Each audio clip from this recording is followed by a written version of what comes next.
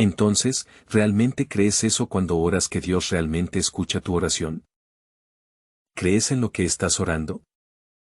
¿Crees que Dios realmente contestará esa oración? Hola, quiero darte la bienvenida a la sexta sesión de nuestro entrenamiento de discipulado equipado.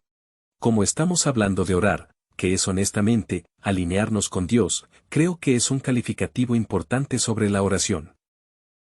Por supuesto, la oración es una oportunidad para que digamos lo que queramos decirle a Dios, darle todas nuestras peticiones de oración, toda nuestra ansiedad y preocupación, todos nuestros temores, todas nuestras esperanzas, todos nuestros sueños. Pero honestamente, en el corazón de la oración, en el corazón de un discípulo que ora, hay una alineación con Dios. Este es nuestro cuarto comportamiento de discípulo. Recuerden, hablamos de conectarse, crecer, servir, orar y hablaremos de dar. Y entonces, en esta sesión, vamos a hablar sobre el poder y la importancia de la oración en el contexto de alinearnos con Dios. Honestamente, cuando era más joven en el ministerio, luché con orar por otras personas.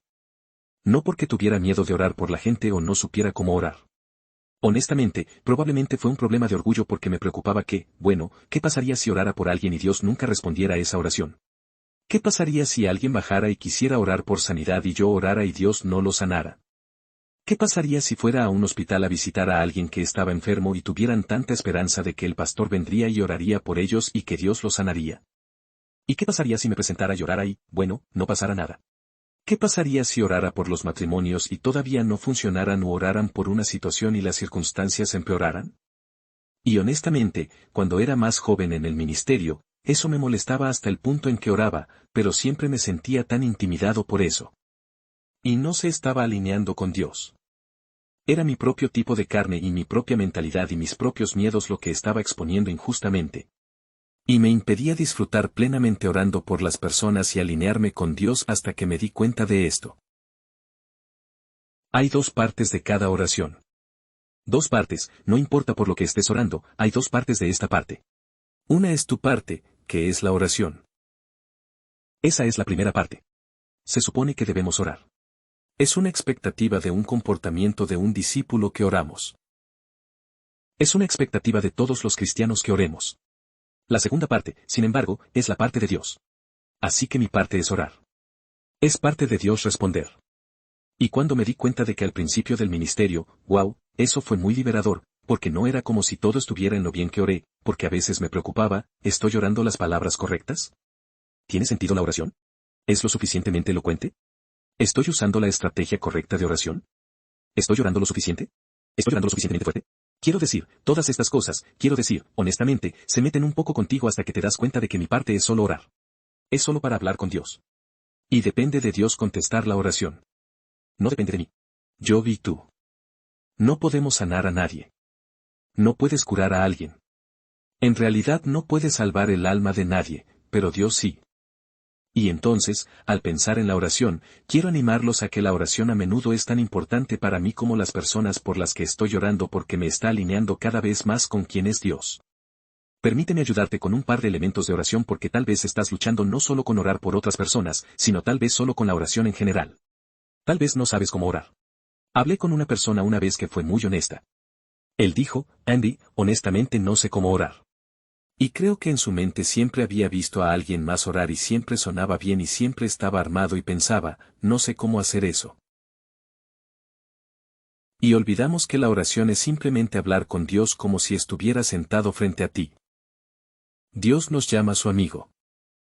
Jesús dice que ustedes son mis amigos. Quiero decir, hay mucho allí de una invitación relacional de oración, pero tal vez estás luchando con la oración. Permítanme darles 4 elementos básicos de la oración. La primera parte es la adoración. Entonces, cuando te sientas a orar, tal vez tomes solo la primera pequeña parte y simplemente adores a Dios, simplemente lo adores, solo reconozcas cuán increíble es Dios en realidad. Luego pasa de la adoración a la confesión. Una oportunidad para que usted confiese sus pecados ante Dios. Tal vez sea para confesar cómo te sientes. Tal vez sea para expresar decepción o frustraciones. Tal vez sea para expresar tus esperanzas y sueños, sea lo que sea, solo para tener esa parte, para confesarte ante Dios, y luego deslizarte hacia un tiempo de agradecimiento. Creo que a menudo probablemente oramos y nunca agradecemos a Dios por lo que está haciendo. Simplemente oramos y simplemente lanzamos estas cosas o confesamos cosas y luego seguimos adelante y nos olvidamos de hacer una pausa por un momento y decir, Dios, solo gracias. Solo gracias por lo que estás haciendo, por lo que te estás convirtiendo en mi vida. Y la última parte, la cuarta parte es la súplica. Dice llevar todo a Dios en oración. Y así, todas esas cosas combinadas realmente forman un elemento realmente bueno de oración. Pasar tiempo adorando a Dios, confesando nuestros pecados ante Él, agradeciéndole por lo que está haciendo, y luego trayendo todas nuestras súplicas, todas nuestras peticiones ante Él. Y aquí está uno de los hermosos recordatorios de la oración. La oración invita al reino a nuestra vida cotidiana. Así que cuando oramos, en realidad estamos invitando al reino de los cielos a nuestras circunstancias, a nuestra vida. Y me pregunto si alguna vez lo pensaste de esa manera. Creo que a veces siempre se trata de decirle a Dios lo que necesitamos y luego, con suerte, escuchar a Dios. Pero, ¿qué pasa si realmente creemos que la oración en realidad estaba invitando al reino a nuestra vida cotidiana? Permítanme llevarlos a Mateo, capítulo 6. En Mateo, capítulo 6. Esta es la oración del Señor. Es una oración muy conocida y famosa. De hecho, estoy seguro de que has oído hablar de él antes. Y los discípulos le están pidiendo a Jesús que les enseñe a orar. Y entonces Jesús les está diciendo cómo orar. En Mateo capítulo 6, versículo 9, dice, Ora entonces así Padre nuestro que estás en los cielos, santificado sea tu nombre, venga tu reino, hágase tu voluntad, en la tierra como en el cielo. Danos hoy nuestro pan de cada día y perdónanos nuestras deudas, como también hemos perdonado a nuestros deudores. Y no nos dejes caer en tentación, sino líbranos del mal. Lo que Jesús no estaba diciendo es que esa es la única manera y la única palabra que debes orar, pero él estaba estableciendo un marco de oración. Básicamente de lo que acabamos de hablar, el marco de adoración y confesión y agradecimiento y súplica, él tiene eso entretejido allí. Pero me encanta lo que dice allí. En el versículo 10, venga tu reino, hágase tu voluntad, en la tierra como en el cielo. En otras palabras, a través de mi oración, estoy pidiendo que el reino entre en mi circunstancia.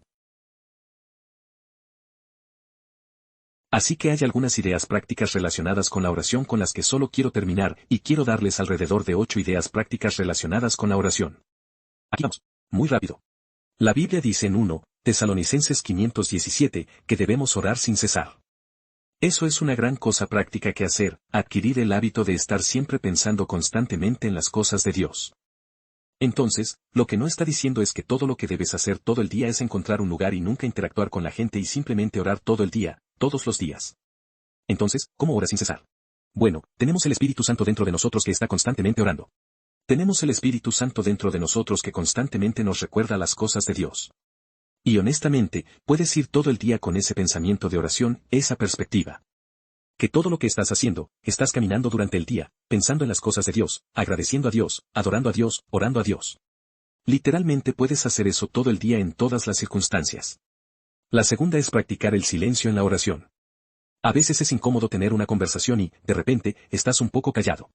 Estoy seguro de que has estado en conversaciones antes en las que has estado hablando, y luego llegas a ese momento en el que te has quedado sin cosas que decir. Y ambos se están mirando el uno al otro y es un poco extraño al principio. Te animo a practicar eso un poco con Dios.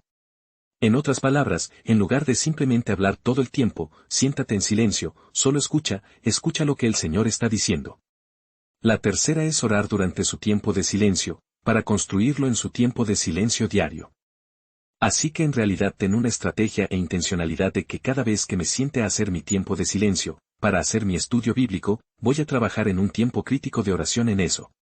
El cuarto, recomiendo encarecidamente usar una lista de oración, ya sea escrita, ya sea en su teléfono o digital de alguna manera, pero solo para tener algo en lo que esté trabajando. Tal vez tienes peticiones de las que has escuchado, de tus vecinos o miembros de tu familia, cosas que sabes que realmente quieres orar. En otras palabras, todas las veces que alguien dice, oye, ¿te importaría orar por mí? Y estamos como, sí, oraré por ti. ¿Realmente oras por ellos?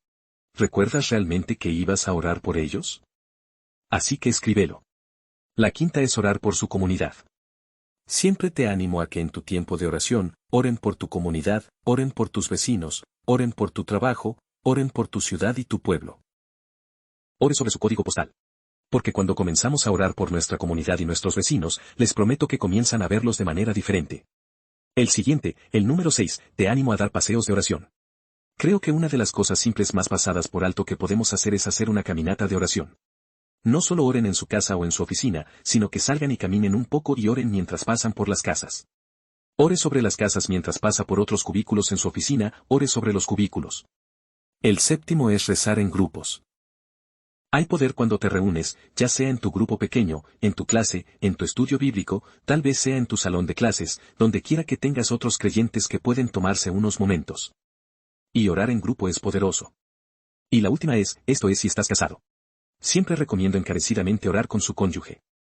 Cambia la relación. Cuando tenemos cónyuges que oran el uno por el otro, hay algo poderoso en torno a eso. Así que mientras estamos en este viaje de discipulado, no pasemos por alto el poder de la oración que nos alinea con Dios. Gracias de nuevo por acompañarnos en esta sesión del entrenamiento de discipulado equipado y esperamos tenerlo en nuestra próxima sesión. Tú lo haces.